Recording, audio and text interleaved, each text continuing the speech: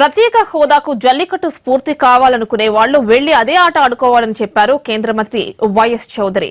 లేకపోతే కోళ్ల పందాలు, పందుల పందాలు ఆడుకోవచ్చునన్నారు. ప్రజాస్వామ్యంలో ఎవరు ఎక్కడ ఏదైనా మాట్లాడవచ్చునని చెప్పిన ఆయన రాష్ట్రానికి ఏ సెక్షన్ కింద, ఏ రూల్ క్రింద అన్యాయం జరిగిందో చెప్పాలన్నారు. ప్రత్యేక హోదా అయిపోయిన అంశమని, రాష్ట్రానికి అన్యాయం జరిగితే చంద్రబాబు చూస్తూ ఊరుకోరని చెప్పారు వైఎస్ చౌదరి.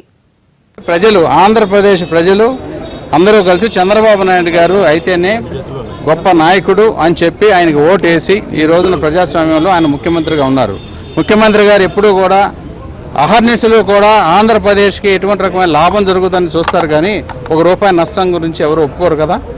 ఆ మాత్రం కూడా ఆలోచించకుండా ఈ విధమైన యాజిటేషన్ చేయటం అనేది అర్ధరహితం అని నా ఉద్దేశం.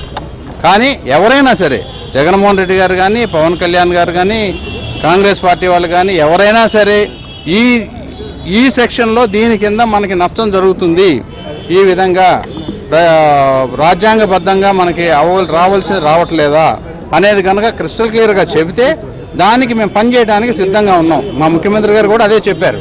ఏదన్నా మేము కనుక మిస్ అయ్యి ఉంటే, ఎందుకంటే మానవ సహజం అది, ఏదన్నా ఒకసారి మిస్ అవ్వడానికి అవకాశాలు ఉండొచ్చు.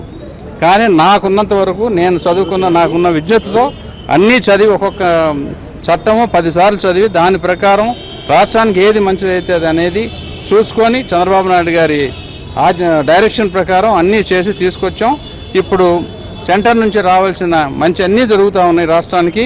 అది ఓరవలేక ఏదో ఒకటి చేయాలని చేయడం తప్ప వేరేం కనపట్లేదు నాకు.